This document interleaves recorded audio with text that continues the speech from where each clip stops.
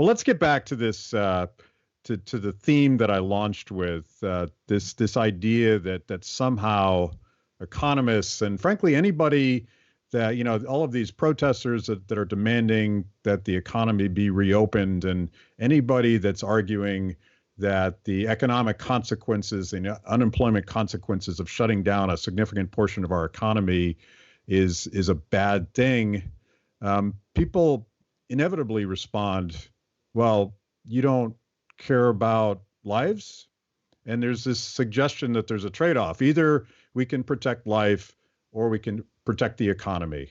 How do you respond? I'll start with you, Anthony. Yeah, that's a thing that economists always get. People are always claiming that we only care about dollars.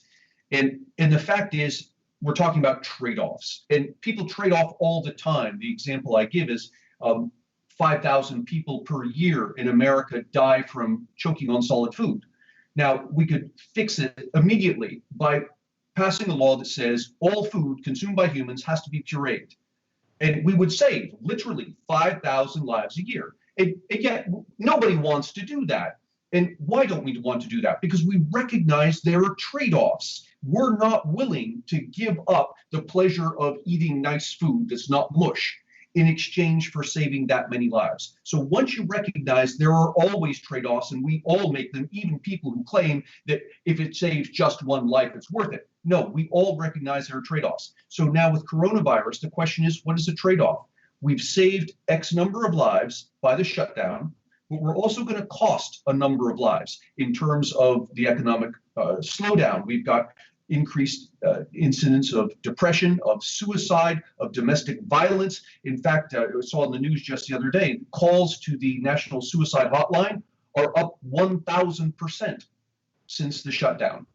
And so what we see is we're not saving lives by the shutdown. We're moving them from one category of cause of death to a different one. And people get very confused when they start thinking about what they think economists are saying, right? Economics is really the study of human choices. It's the study of the human condition. Dollars enter into it in order to run a tabulation, more or less, to keep track of things from one category to the next. But the real point that economic thinking brings to the table is asking what people will choose under certain conditions.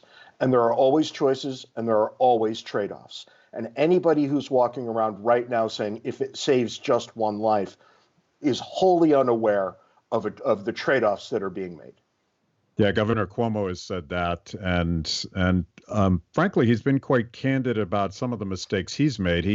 He went on to comment. He's doing these ongoing press conferences, and he now regrets the fact that they shut down the schools because, and of course, countries like South Korea decided not to shut down the government schools. For one of the very practical, if unintended, consequences of doing so was putting a lot of young people home with their grandparents who are now babysitting, and we're immediately putting the most at-risk demographic in touch with young people who are not at risk but potentially carriers of this. One of an infinite number of unintended consequences of what essentially is bad economics.